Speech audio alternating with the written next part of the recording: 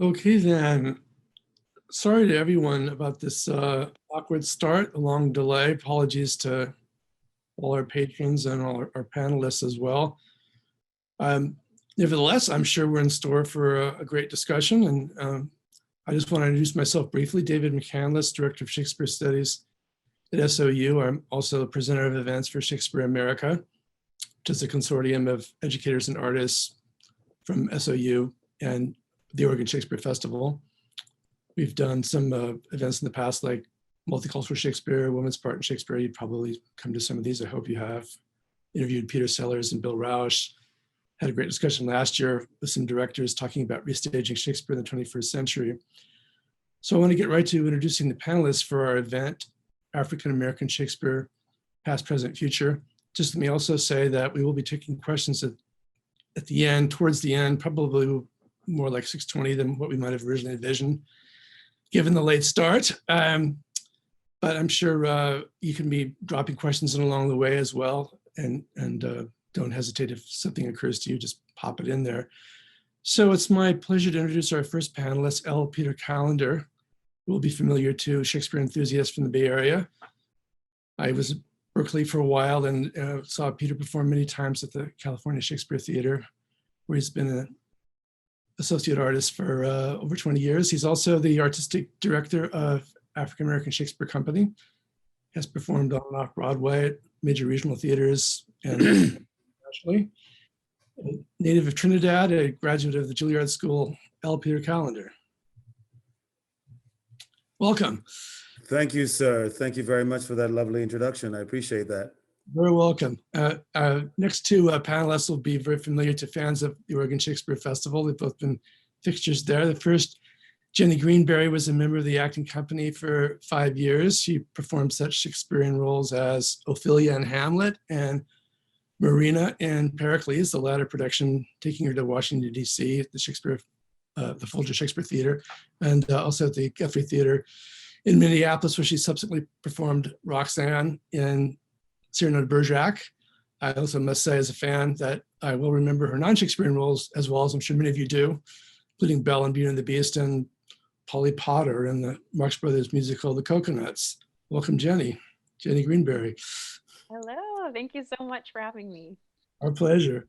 I also want to introduce Dawn Monique Williams, who's another OSF stalwart, having worked there for many years as artistic associate and having directed The Merry Wives of Windsor in 2017. And she was all set to direct this really interesting play called Bernhard Hamlet last year. And alas, the pandemic happened and the production didn't, sadly.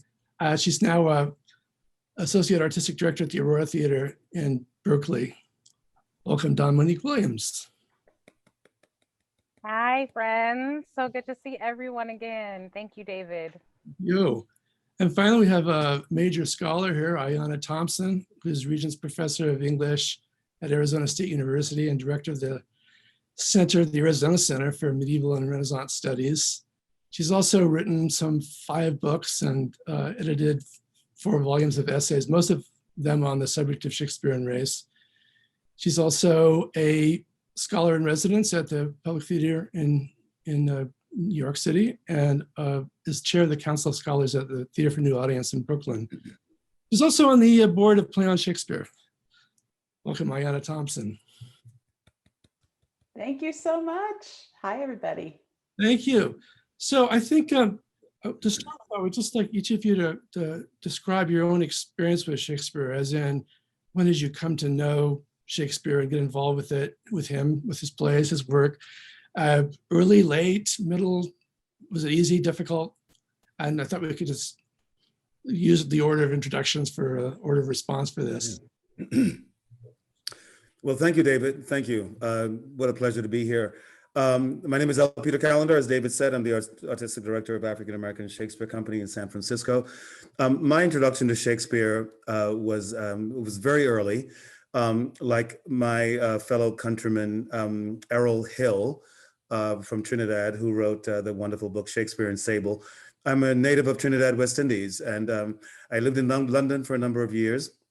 And when I came to the States in the early 70s, late 60s, early 70s, I had a great teacher, Barbara Glickenstein, at PS80 in the Bronx, and she took us to lots of theater. We did lots of theater in her class, and I think that's where I got my thirst and my desire for theater specifically.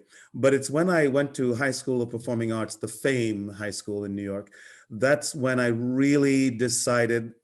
It was to coin a phrase, thrust upon me by a wonderful teacher named Roz Shine and Ruth L. Kohler at Performing Arts High School. And that's when I got the taste, the yearning to read Shakespeare and perform Shakespeare. And I had a keen understanding, an early understanding for Shakespeare. I would get stopped in the hallway after a math class or after a boring Spanish class or history class. And Ms. Shine will say, I need for you to memorize the first prologue to Henry V by next Thursday. And it's Tuesday, you know. And I would hustle home and forego all my other homework and memorize "Oh, for a Muse of Fire." And she would critique it and give me notes. And that was when the bug hit me really, really hard. And I loved the language. I loved the rhythm. I loved the muscularity of the language itself. And then, of course, Jim Moody was the first African-American actor in the first group at the Juilliard School. And he came to teach at Performing Arts High School, and he became my mentor. And that was it. That was the shot in the arm. That was the kick in the you know what. That was the slap in the face, whatever you want to put it. That was it, because this man spoke so eloquently, carried himself with deportment and style and grace, and I wanted to be Jim Moody, and I wanted to be that type of presence in a room. And he coached me, and I got into the Juilliard School, and that was it for me. And now 23 Shakespeare plays later, directing about 7 of them. And now I'm the artistic director of the African American Shakespeare Company. So I've come a long way, but that's when I started. It started early, and I'm blessed to have been touched and served by such brilliant people in my high school age. That's fantastic. And I can't believe I have to follow that. Um, well, in my time at Yale with Meryl Streep, no, I'm kidding. I was first introduced to Shakespeare, I think, like many students in the US, pardon me, in my high school English class, freshman year. Um, and I just remember thinking, wow, this is the most boring thing I've ever read in my entire life. Why do we care about this? It was just I think it was just prevented. It was presented in a very dry, scholarly type of way that was completely devoid of the richness of Shakespeare's language and the musicality of it. Um, so I kind of just, plodded along in my my English classes in high school. Um, and when I became a professional actor, I knew that I mostly wanted to focus on musical theater. I am a musician. I think if you cut me, I bleed in music, and it's my first language. I sing, I do play several instruments, and that's what I really wanted to focus on.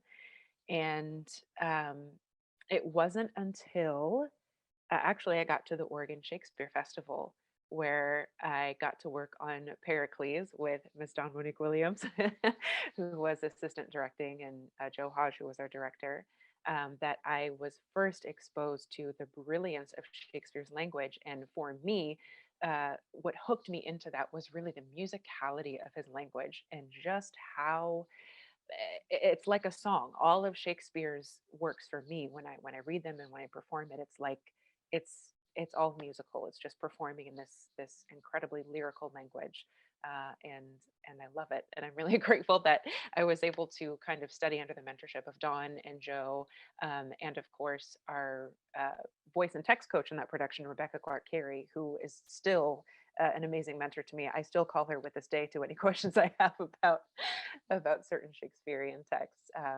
But that really kind of turned my whole perception of what Shakespeare was and could be around.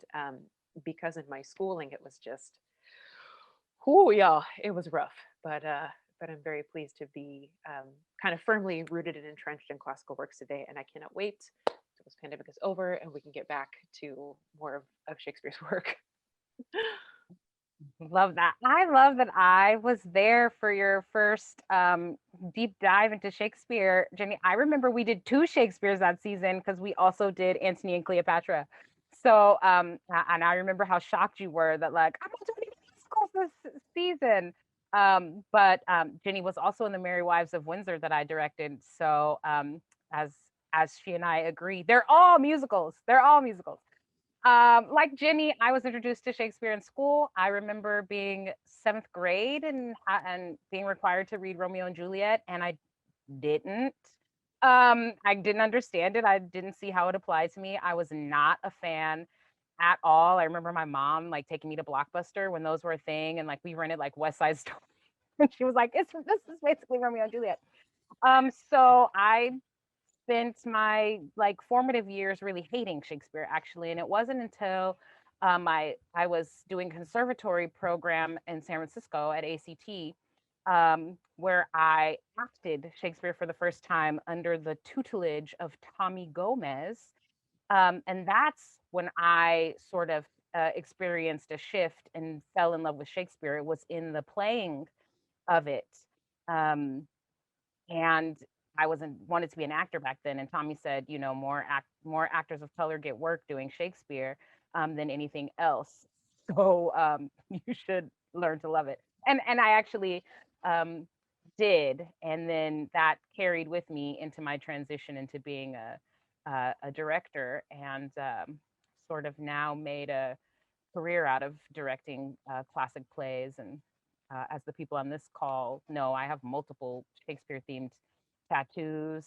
I've showed them off in webinars already. So, I love that it's like the unveiling of Dawn's tattoo. So I think my story might be slightly in between these. I grew up in a household with a parent who loved Shakespeare, but we were working class, so I didn't go to any plays. And then one year randomly, my mother came into some money and we went to England, and I was 13 and all I wanted to do was hang out in London and like with the punk rocks, and like I was like, yeah, the Clash, and she's like, as part of this trip, we're going to go to Stratford upon Avon, Shakespeare's birthplace. And I was like, why? No. This is like the antithesis of cool.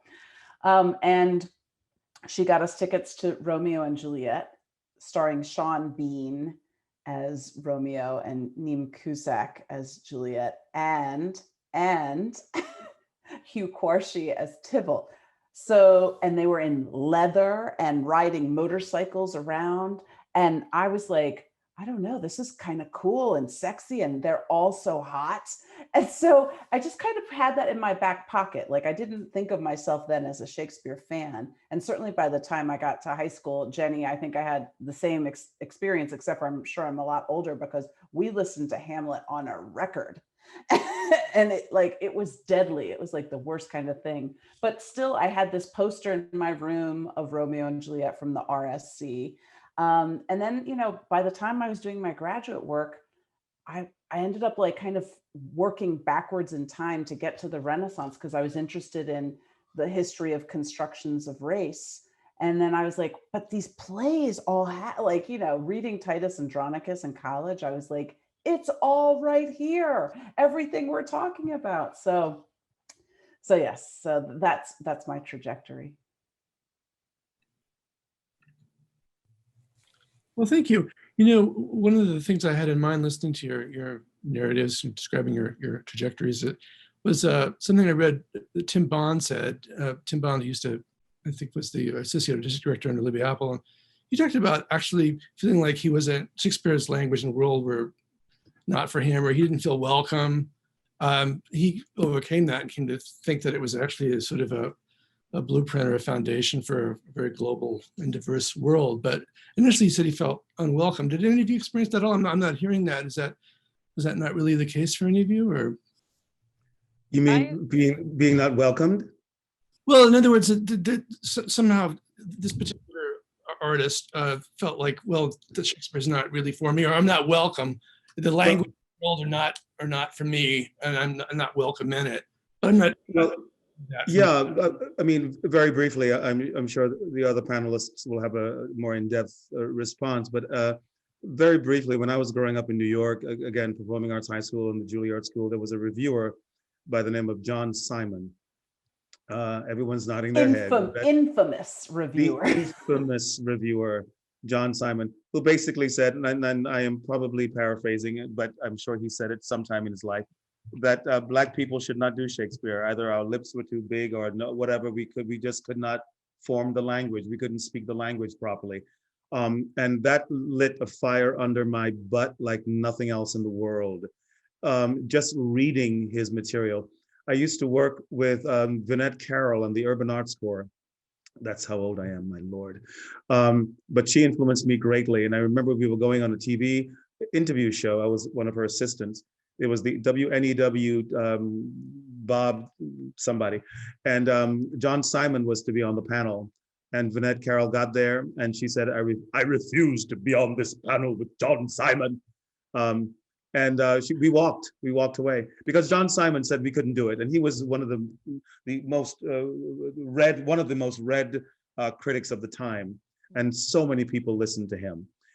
He actually spoke of Black dancers when Alvin Ailey was doing his thing in New York. And of course, the premier ballerina of the world is Mitzi Copeland. So we've come a long way, but yeah, we were told that we couldn't do this. And I am here because of my teachers, but I'm here because I disagreed with that wholeheartedly. And I think Shakespeare is universal. The plays are written for us. The plays are written for everybody. And I never once thought that I could not do this work. Never once.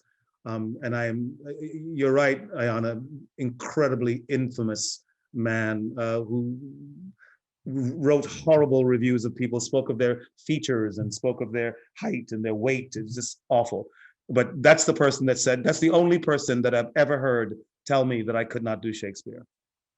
Well, it's interesting that he fueled you because he fueled me too, because when I read those reviews, I was always like, how is it that someone this, kind of explicitly racist was allowed to continue and have this storied career as a theater critic? And how is it that there weren't other voices counteracting that opinion? And so for me, I was like, what's going on with the history of casting in Shakespeare that this is allowed to go on for decades? It wasn't like one or two nasty, it was over and over again for decades. So we are fueled equally by the desire for revenge. Yeah, I quoted both John Simon and Tim Bond in my grad school thesis. So, I mean, Simon, one of the quotes from him was on Denzel's performance in Julius Caesar, which was just in the 90s. So, I mean, he really had a very pervasive and hateful career. But to your question, David, I didn't feel like I belonged at all. It actually felt, I mean, I had like a sort of a more militant ideology when I was in high school too. I went to Berkeley High. It was the only high school in the country at the time to have a Black Studies department. So I really felt like the narratives written by dead white men just were really not for me, were not applicable. Of course, we were watching horrible film versions too. So I would have never conceived of a career doing Shakespeare, dedicated to Shakespeare. And I even knew I wanted to be an actor back then. I've always wanted to be in the theater since I was 6 years old. So I never thought that. What I did think is that I would do like August Wilson. And at the time when I was graduating high school, August Wilson had also just recently engaged in those debates and had done The Ground on Which I Stand, where he said Black actors shouldn't be doing Shakespeare. So to further complicate it, I was like, well, this playwright who is writing for people like me says we shouldn't be doing it. So it really wasn't until I took that training program and had an acting teacher who was Chicano and had like a completely breakdown moment. Like, well, all I ever play is like the chubby next door neighbor or like drug addicted people. And he was like, you gotta, you gotta bone up on your classics. And it was really motivated by that, to be honest.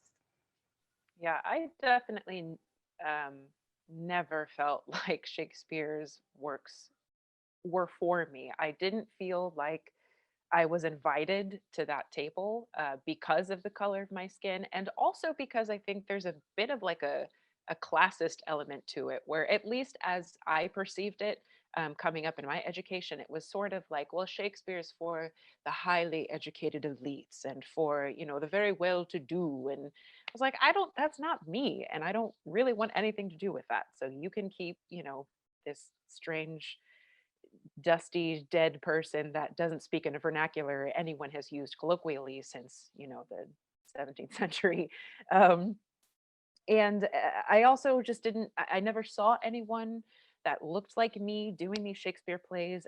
I've been a drama kid ever since I can remember, so coming up even through like middle school and high school, we would see these plays and it was just like, I didn't see myself reflected in these characters or in these casts. And so it was like, okay, this is, something we check off for our field trip assignments and then it's back to the classroom. Um, so there was definitely an element of kind of feeling like this is not for me. So I can just kind of take a back seat.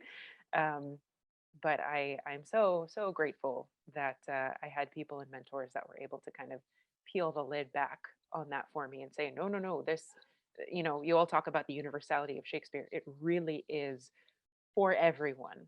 Um, and that's what I hope more young people of color pick up and take with them moving forward, because boy, do we need them.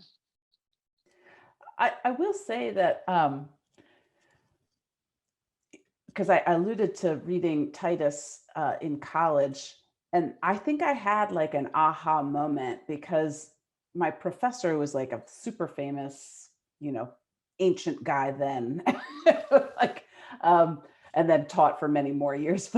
But he was completely unwilling and unable to address all of the explicit themes and issues around race in Titus Andronicus and wanted to dismiss it as juvenilia. And so for me, I did see, since I had a huge background in African American studies and post-colonial studies, I was like, oh, but this is all about empire building. And like, this is actually looking like an empire about to collapse and race is in the middle of it. And there's slavery and there's a biracial baby. Like, so I felt like I had a toolkit that, was, had been forged in African American studies that I was able to use when reading Shakespeare that my professor was unable to. So for me, I kind of felt like, oh, wait, I know it's something that you don't know. So it didn't feel as alienating, but it was only because I had that, that other toolkit. Great. Last year I alluded to the panel discussion on directing Shakespeare in the 21st century that we had last year. And one of the participants, Rosa Joshi, said that she felt like the future of Shakespeare was definitely people of color. That's exactly what the theater needed right now. And I was struck by, I guess it was Dawn who said that somebody said to her, your mentor at ACT perhaps, who said, oh, well, you need to get into Shakespeare. That's where all the parts for people of color are. So on the one hand, it's interesting. On the one hand, I've certainly heard other African Americans say that they feel alienated for and unwelcome. On the other hand, we have, it seems, a situation where there are actually lots of opportunities. Is that overstating the matter? When I hear someone say the future is BIPOC actors, and I see the diversity in productions at OSF and in New York sometimes, places as well, I'm sure. Is that reassuring to all of you, or do you feel like? I think it's nuanced. I think it's nuanced. This was in the 90s when my mentor was saying there's a lot of opportunity, and we were still sort of on the like colorblind casting train. And in regional markets like the San Francisco Bay Area or like New York, where Joe Papp was casting a lot of people at the Public, you would see people of color in these Shakespeare plays, and far more than you would in the sort of other kind of precious Western canon, like far more than like Tennessee Williams or Arthur Miller or Eugene O'Neill. It doesn't necessarily mean that they were the leads. It doesn't mean that they were being cast well. They might still be playing into, negative stereotypes or tropes, or certainly still in the minority, but the opportunity, certainly for a professional actor to get some work weeks and have some health insurance, did exist more with those plays, because people could somehow wrap their head around this notion of colorblind casting as applied to that. And I know I'm sort of going to just put Ayan on the spot a little bit, because I have watched your lecture on the like Black canon I was just about to more say, times than I should admit in a public space. But Ayana, has talked a lot about the Black canon, and I think probably since you've done that lecture, we've seen a little bit of shifts, but not the radical shifts that we would hope. But certainly when somebody like Jenny plays Marina and says a line like, I don't know your line exactly, but like I've come from kings, right? My derivation is from and like every time I heard you say that, and opposite of like Wayne, I was like, absolutely, this play is about the African diaspora. yeah. How can you do it any other way, right? Like every time. But Ayana, yeah, I always love to hear you talk about. Yeah, well, no, I was just going to say, and I think, I would be interested to hear Peter's thoughts too, but for a long time in the past, there were more opportunities in classical plays, particularly Shakespeare's, because there was an unofficial Black canon. So like you, Dawn, and you, Jenny, could always be cast as a witch in Macbeth. And you might even be able to play Lady Macbeth, because that's the blackest of the, like white plays. And there are lots of other roles that we could name, the nurse, there's a lot. And so I think that was a lazy way to cast diversely. And I'm hoping that we're going to change and be more intentional going forward. But it does take having conversations like this one, right? Like where people say, we know what we did in the past, that was not good, and we should change it going forward. But Peter, of course, you're running a very different kind of company, so you've been able to break all those kind of molds. Exactly. And thank you for that plug there, Ayana. Thank you. A quick anecdote. I was, before we all started, I spoke about The Whipping Man, the beautiful play by Matthew Lopez, and Ginny's face just lit up. I was doing that show in the Wells Theater in Virginia. And I was being interviewed by a local reporter, a Black woman. And we were talking about, we were just beginning to, before we went on air and so on, just talking. And then we finally went on air, and she asked me a couple of very interesting questions. And then she said, well, talk to us about being the artistic director of African American Shakespeare Company. I said, yes, we've been around for 25 years. I just joined the company a few years back. We do Shakespeare in color. That's our moniker, Shakespeare in color. And she said, before you go on, let me ask you this. You're an African American Shakespeare Company, correct? And I said, you do. She said, well, and this is, ladies, you and the gentlemen that are listening, this is the absolute truth. She said to me, how many times can you do Othello? I kid you not. And I made one of those, faces that we make, like. And she said, no, I'm serious. I said, well, we do more than Othello. I intend to do the entire canon before I'm taken to that special place in the sky. And I would love to be able to direct most of the plays before I die. And these are plays that are written for the world and are written for us. And the rhythm of it is musical. And as people of color, music is in our DNA. We sing, dance, we sing as children, we were taught songs and dance, and in Trinidad and Africa, we were taught rhythm as a child. We were and Shakespeare is all about rhythm and orchestration, and we feel it, we understand it, we get it. And I went on and on about my love for Shakespeare and the fact that we can do anything at any time. And she was actually taken aback by the fact that, yeah, that's true. And she felt a little weird that she asked that ridiculous question. Look, I was never, other than the John Simon I mentioned earlier, I guess I was blessed that no one said I couldn't do it. When I went to England to study at the Webber Douglas Academy, now joined with another organization, I had the pleasure of working with Patsy Rodenberg, and she was my one of my teachers then. And I would never ever forget the enthusiasm she had for theater and for Shakespeare and the language of it. And never once did she tell me that that something was wrong. She told me how to do it better, but she never told me something was wrong. The great Edith Skinner at Juilliard, she was tough, but she was fair, and she made us feel, she empowered us, the entire class. She empowered us to speak better and be proud of our language and be proud of being able to speak this language so beautifully. And that also inspired me as a young actor, and certainly as a young mentor of young people as well.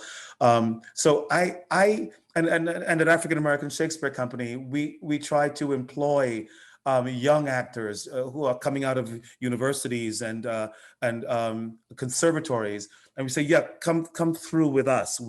We are here for you. We're going to give you this opportunity to play Oberon, to play Aaron, to play, my God, the Scotsman in the Scottish play. I'm still superstitious, sorry. To play all these roles. We're going to give you that opportunity. It's there for you. It's yours to play. And, you know, I read a question earlier in the question and answer, and you all should look at that question, by the way. Please do. It's an interesting question in the Q&A. Ayana, you've read it. And we do Shakespeare not as white actors playing these English characters. We play it as we are. We play it so that people in the audience can say, that looks like my uncle. That guy talks like this guy behaves like my. So it's not about Black actors playing white roles. It's Black actors African American actors recreating these great roles. And I'll close with this. When people say break a leg, someone years ago told me this. She said, you know, when you break a leg, you know, there are lots of things. When you bow, break your knee, or when you mix the cuff of your pants, or whatever these other folkloric things are. But the best thing I heard was the word legend begins with Leg. And it was always break a legend, be better than the person that played it before you. And to me, that inspired me even more to just be better and better and better than the people that played it before you, no matter what that role is. And that is why I'm still here today, because I was fueled by that desire to always be better, always try to. My favorite quote is, perfection is unattainable, but if you chase perfection, you might catch excellence. And that's another thing that I constantly live by.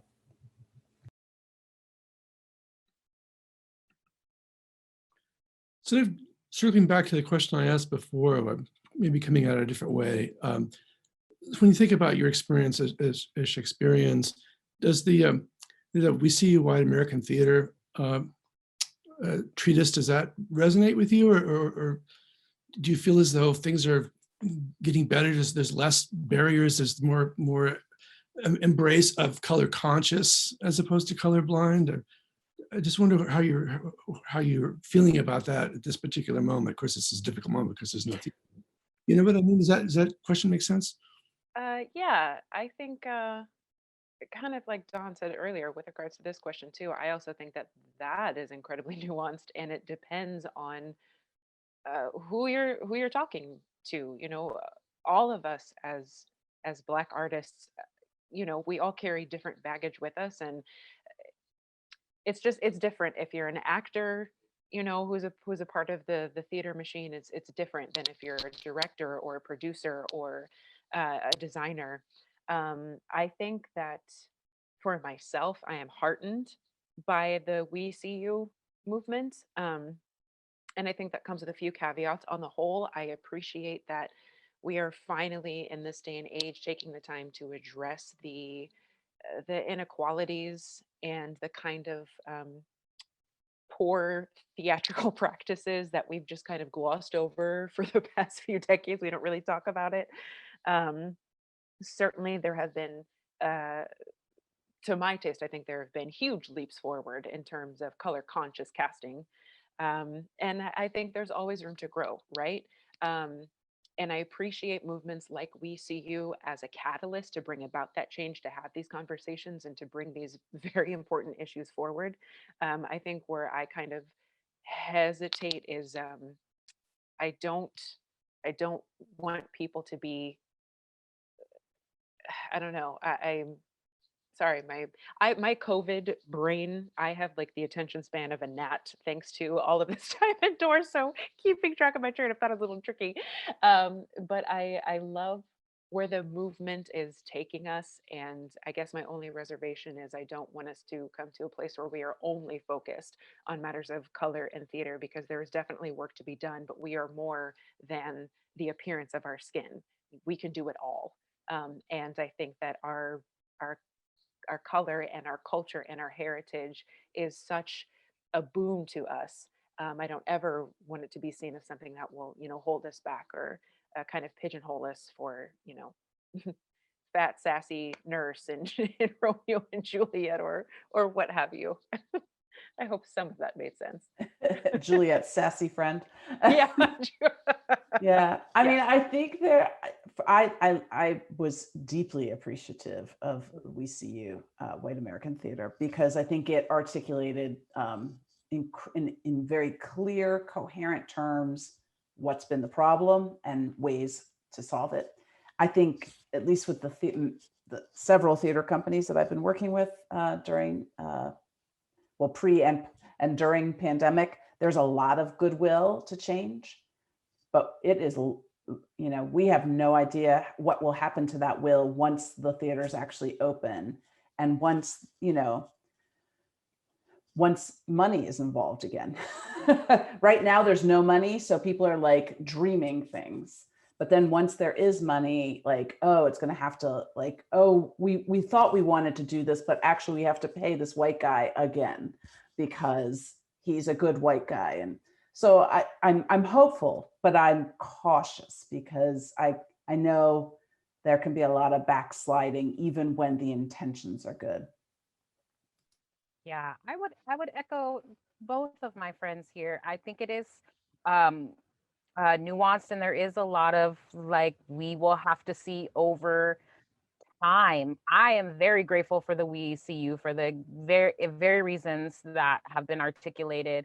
It shed a light on things that I felt like I had been experiencing.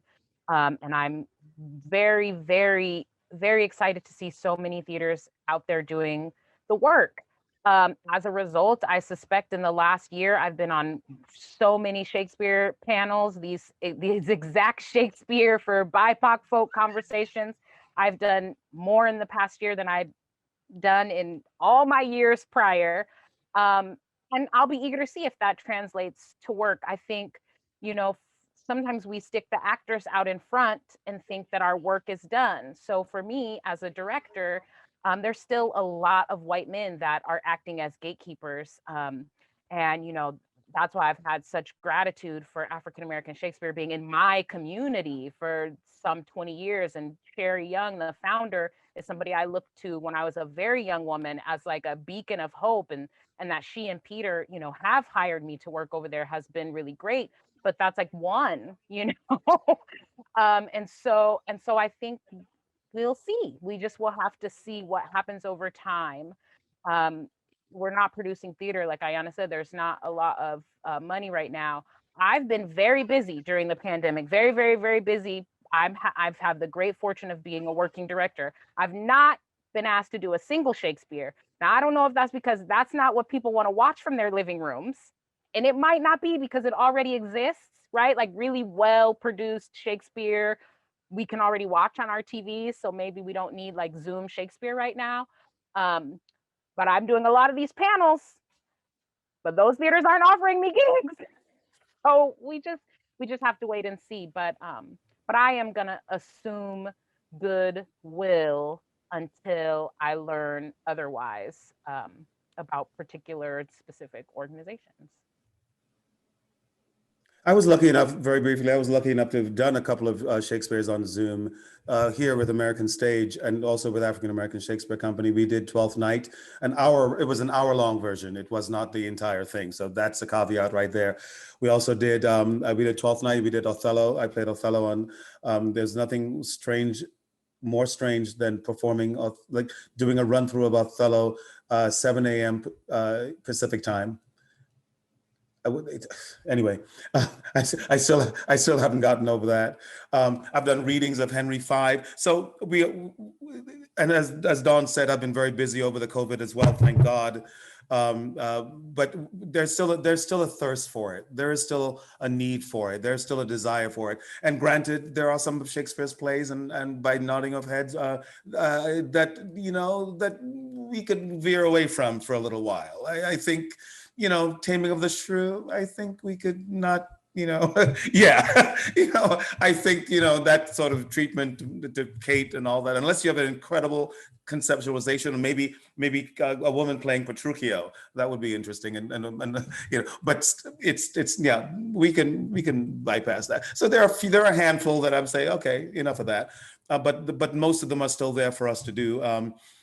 The thing, what I'm trying to do constantly is to get that new generation. We all spoke of who influenced us when we were young. We all spoke about that teacher, that mentor, that Tommy, whom I love Tommy Gomez. Please, next time you speak, give him my best. I want to make sure that we continue to influence the young people. I directed a production of the Scottish play Rewritten, reconceptualized by Magdalia Cruz. A wonderful piece, right? Yay! Play on, baby, play on. I was on the fantastic. fence. I was on the fence of that when that first came out. Now I am all for it. Yeah, absolutely. I mean, what? Change Shakespeare? Oh, are you nuts? But then we did it, and my first preview, because I had rap music, I had poetry. It was quite wonderful. It was a homeless encampment in San Francisco. It was really beautiful, and my first audience was about 85 high school kids. And I sat 2 hours, no intermission. And I sat in the back row and I said to myself, the first cell phone glow, that glow of the cell phone when the first glow, I failed. And I gave myself that high of a bar. I said, the first phone that gets pulled out, I have failed what I wanted to do. And for 2 hours straight, not one cell phone got popped up. And I thought to myself, okay, this is great. And they were talking about, this was Shakespeare? Holy cow, I loved it. I understood so much more of it. Wow, that dude, when that dude came out with the headset, man, that Malcolm dude, because he didn't want to listen to nobody's SHIT. Yeah, man, that was cool, And I thought, yeah, that's it. So I'm hoping that out of that 85 students or so, 4 or 5 or even 1 walks away with that new knowledge, that desire to go read it.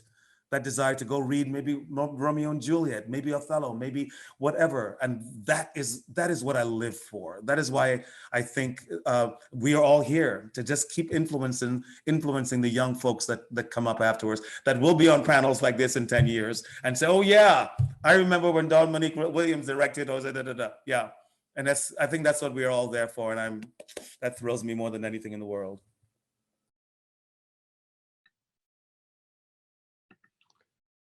I'd be curious to know, and I don't hope I'm not overreaching here. You're asking an impertinent question, but Peter, given your vast experience with Cal Shakes and Dawn and Jenny at OSF, and Ayanna, I know you've written very interestingly about Oregon Shakespeare Festival and how race is constructed in their productions.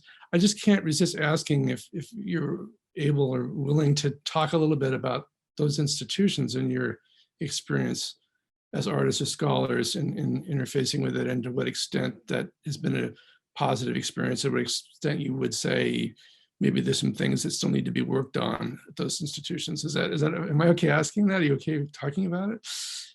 Okay. They all have things they have to work on, all of them. There is not one that doesn't, right? But to connect, David, your question with what Peter just said, you know that they all have things to work on because the average age at our Shakespeare institutions is still in the 60s. Yes. 60s. We're doing something wrong. Clearly, we're doing something wrong if we cannot lower the average age of the audience in the Shakespeare Theater. Absolutely. Here. I totally agree with that. There's something wrong when I go look. I've worked I was an associate artist at Cal Shakes for 23 years. I loved it. Michael Addison, thank you so much for giving me that opportunity to come through at Cal Shakes. My first show there was Laertes with the wonderful Robert Sicular. You may all know Robert. Anyway, so looking out at that audience, and yes, we would have the student matinees, absolutely, which is all students, which is great. But you're right, Ayana, that audience needs to grow younger, because that is who we will be working for in the future. And yes, it's nice to have that 60-year-old, 70-year-old in the front row with the text. You guys, we had a lot of that at Cal Shakes. We would, in the front row with the book and the thick glasses, and until we cut something or cut and paste something, the pages will turn and they wouldn't know where they are. But we do. They all need to do something wrong and do something better. Cal Shakes has done a great deal over the years. African American Shakespeare Company has done wonderfully over the years. I'm sure Oregon has. Everyone is working, but everyone needs to make sure that we still fuel the fire of the youth. Without that, we will disappear. Yeah, Cal Shakes is the first place where I saw a Black actor in a Shakespeare play. So I have been going to Cal Shakes for a very long time, years before I ever worked at OSF. So I have a sort of like fond nostalgia for it, while knowing also at the same time that like the number of Black directors that had ever worked at Cal Shake, the number of Black women directors, I mean, it was like nil until like when Liesl did Hamlet and you all did Spunk with Patricia. That was like the first. That's right. And that was, that's in really recent memory. That's right.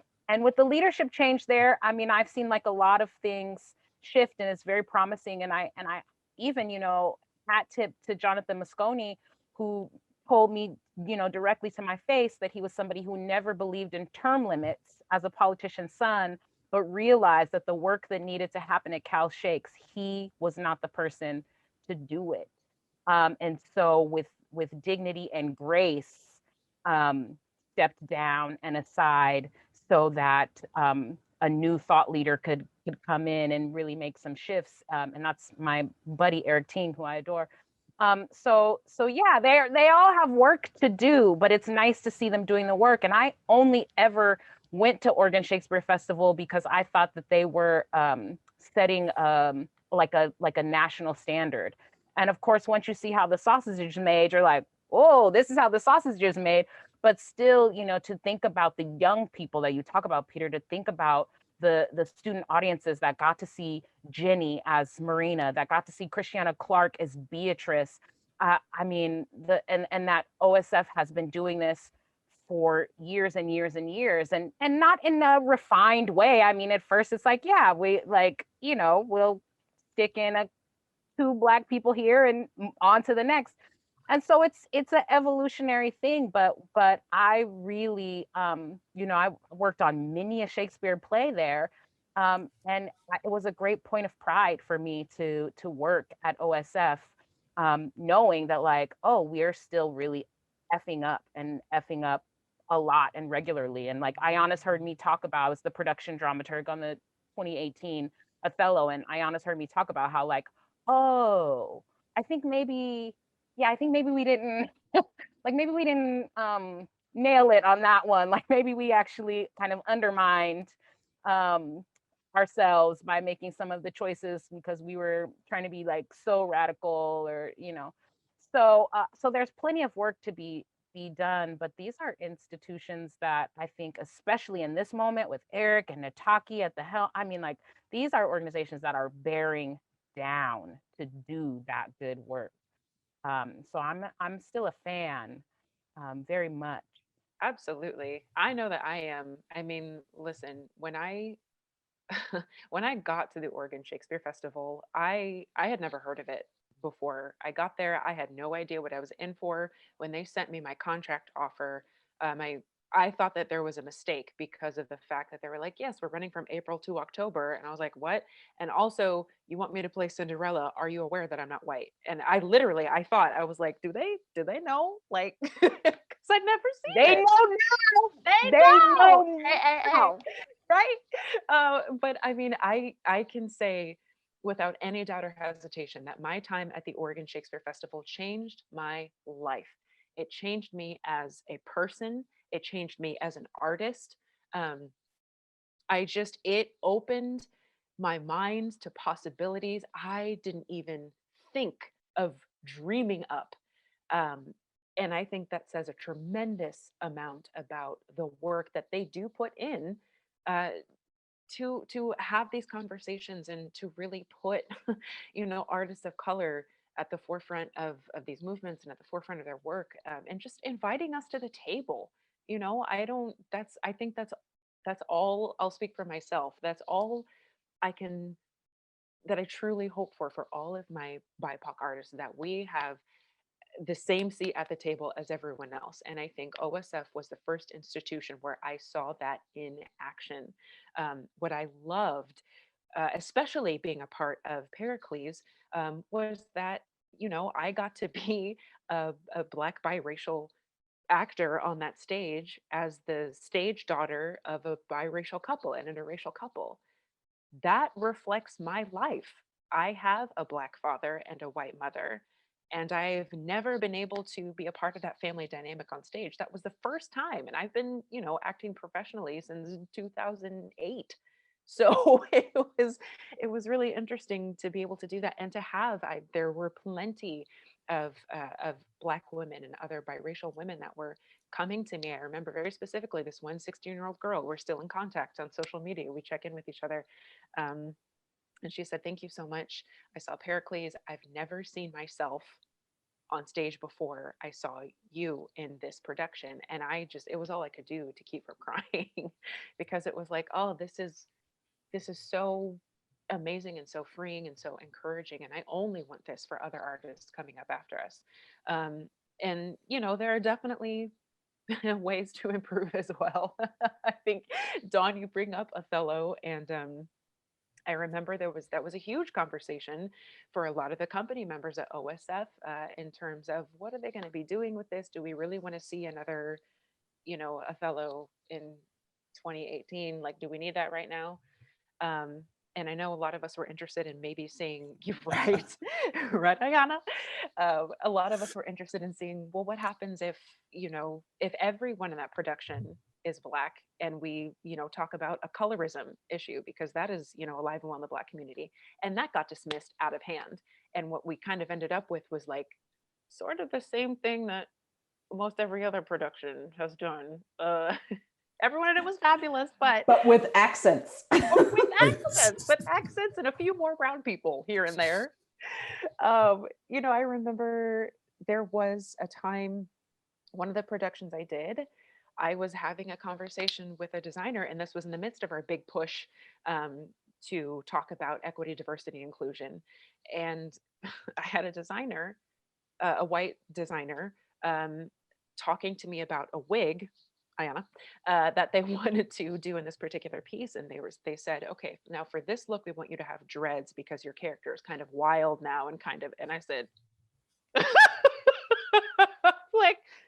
this is problematic, right? Like, we have to have this conversation. The fact that you are associating a natural protective hairstyle with wildness and with, danger, and And she said something to the effect of like, well, I don't really want to have a conversation about, black hair and politics right now. And I was like, oh, but you have to. This is fun. And there are things that happen like that. But there's always room to grow and room for improvement. And I will say to that designer's um, in that designer's favor, that they did eventually sit down with me and we had a one-on-one, with stage management involved, and she listened to what I had to say, and she came away from that conversation thanking me and saying, okay, you know what, I understand what was wrong with that now. Thank you for, taking the time to share that with me. Let's change this to make you, more comfortable and to make this design not racist. And it was like, you know what? Thank you. Thank you for sitting down and having that conversation. So there's always room for improvement, but as long as there are people like that in the world that are willing to sit and listen and absorb and move forward, there's hope. Yeah, I was just going to say, thank you for that. That's wonderful. We're kind of running down here. I was just wondering should we take it looks like we have 2 questions. Do you want to turn to those? Sure. Yes, love. It seemed like you were about to say something though, Peter, so I don't want to cut you off. Well, no, as far as change is concerned, very briefly, as far as change is concerned, this is not a Shakespeare story, but I directed Cat on the Hot Tin Roof, speaking of Tennessee Williams. I think one of us spoke of Tennessee Williams earlier. And I directed Cat on the Hot Tin Roof at my theater company. And this white woman came up to me afterwards. And to me, theater's like church. You know how the pastor is always at the door shaking hands as people come in, shaking hands. That's what I do. So she comes out, she took my hand and she squeezed my hand tightly. She said, I thoroughly love this. Oh my gosh, I loved it. I had the pleasure of seeing Cat on the Hot Tin Roof in London with a black cast. I saw it on Broadway with the wonderful Anika Noni Rose, and she was wonderful. And now I'm seeing this wonderful black cast. She looked at me very earnestly and she said, do you think this play can be done with white actors? So, so I said, I don't know. We should give that a try. But and I've encountered that throughout my career. I played Dr. Treves in The Elephant Man, and during a talkback, a woman complimented the work, and then she said, "I didn't know Dr. Treves was a black man." And I said, "Yes, actually, yeah." It's like, so I know that there's a shift happening. How broad the shift is what we should talk about and what we should plan on broadening. But there is a shift happening, and I strongly believe that. And Jenny, you're absolutely right. Sorry, David. No problem. That was a great story. We'll have just a few minutes. You can see the questions, I guess. Would you like to address them, or one of them maybe? Let me read this one. And in your experience in productions, what conversations and choices happen around Shakespeare's imagery of darkness and African Ethiop as negative compared to light, which shows up in so many places? It's interesting. I'm sorry. Go ahead, Jenny. No, please. Well, I just was going to say that I am one of these like contradictory type of people, because I use those references to prove one point, and then depending on like when I'm directing, I might excise some of them to prove another point. So the very first Shakespeare role I ever played was Hermia, back in when Tommy was my teacher, and he calls her a tawny Tartar, he calls her an Ethiop, he calls her a dwarf. And I don't have the condition of dwarfism, but I'm le petite. And so for me, I was like, see, this part was actually written for somebody who's my color. I am tawny. This is, so I used it as this like proof that like we already exist in the world of Shakespeare, not just how many times can you do Othello, or how many times can you do Titus? Yes. Like Rosalind in Love's Labors, right? And they talk about, so for me, I sometimes like the academic me sort of leans into like, this is evidence. But then the director me tries to behave with some care. So like when I directed Romeo and Juliet, everywhere where Black was a substitute for evil, I took it out. And I used dark, or I used evil, or, and I tried to keep it so that it would still scan. But when Black was code word for something bad, I changed it. When it was just a poetic word, I would leave it. Or if it felt like a actual useful descriptor, like in Othello, like when he says black is mine own skin, I leave it. Because for me, it's like, see? Yep. But so I don't have a singular approach to it. I both appreciate that it's there and academically sometimes really lean in. And then conceptually, it really depends on the kind of aim of the production or casting as well. Yep. Yeah, I think to your point, that's what I was going to bring up is Love's Labor's Lost. Having done that production at OSF and also Chicago Shakespeare, and was slated to do it in New York this past year, but thanks, Corona. So that is a conversation that we had with both versions of that production, especially because in the second one I was playing Rosalind.